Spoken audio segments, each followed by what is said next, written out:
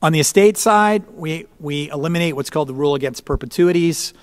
You know, it's another English common law concept that's been around for many years. Basically says you can't leave your assets into perpetuity. It's a little more complicated than that. It trips up young lawyers on the bar exam all the time. But, you know, the basic idea is that you have to leave your property to what's called a life in being. You can leave them to your children, your grandchildren, even your great-grandchildren. But what if you say, I want to create a trust and leave my assets to my heirs for the next 1,000 years? In the U.S., you really can't do that. Okay, but other jurisdictions have eliminated the rule against perpetuities and said, there are some exceptions now. I think Nevada, for example, introduced what's called a 365-year trust. There are some states, Alaska too, that are trying to compete with, you know, the offshore jurisdictions. But this is a very powerful thing to eliminate the rule against perpetuities, because it means that you can create a structure and you can allow that structure to coexist with your heirs virtually forever. You can create mechanisms where only the income is paid out, or where money from let's say a trust to your heirs is in the form of a loan to buy a house, a loan to start a business, and that money has to be paid back. Why? Because you want the money there for the subsequent generations.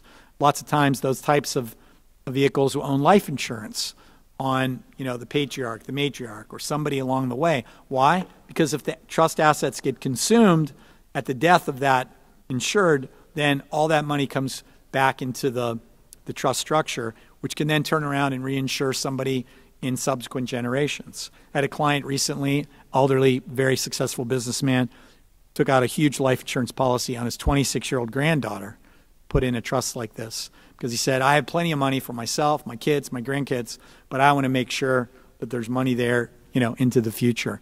So avoiding the rule against perpetuities, having maximum control from beyond the grave.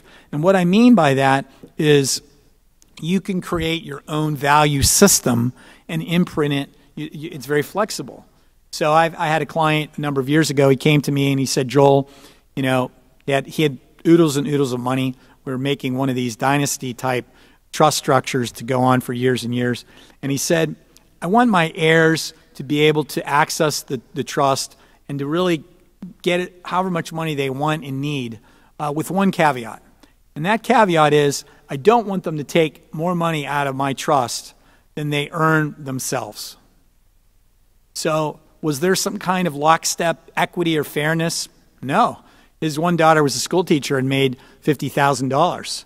And that meant she could go to the trust and ask for $50,000 and basically have the lifestyle of two school teachers. His other son was an investment banker and made $250,000. He could go to the trust and ask for $250,000. But that's the way he viewed the world and thought that his heirs could steward assets. And, you know, like most families, there's the black sheep of the family who's getting high and drunk and stoned, laying on the family sailboat, 3 o'clock in the afternoon, passed out. And that individual would not be able to access the trust, period, for anything. So it's a way of sort of, you know, forcing your ethical, moral values onto your heirs. And you can do that in a much better way with structures outside the U.S. than you can inside. I'm running out of time, so I don't have a lot of time to talk about life insurance, but I will mention, and I'm certainly not a life insurance salesman by any way, but the life insurance is one of the few areas where the tax code almost still allows for magic fairy dust. And the reason I say almost is life insurance is one of the few ways that assets can grow tax-deferred and they can be paid out tax-free, right? So, you know, the money that goes in is after tax to begin with, but it can grow tax-deferred, come out tax-free. So a lot of wealthy families use life insurance as part of their overall planning with long-term structures like trusts, again, to replace the value that's consumed by children, grandchildren over many generations. But it doesn't have to just be the mega wealthy. There are lots of people that use life insurance. And again, when I say flexible, when you go outside the U.S., you have a lot more flexibility, not because of the federal tax rules, but because you eliminate the state regulatory rules. Insurance is governed by both.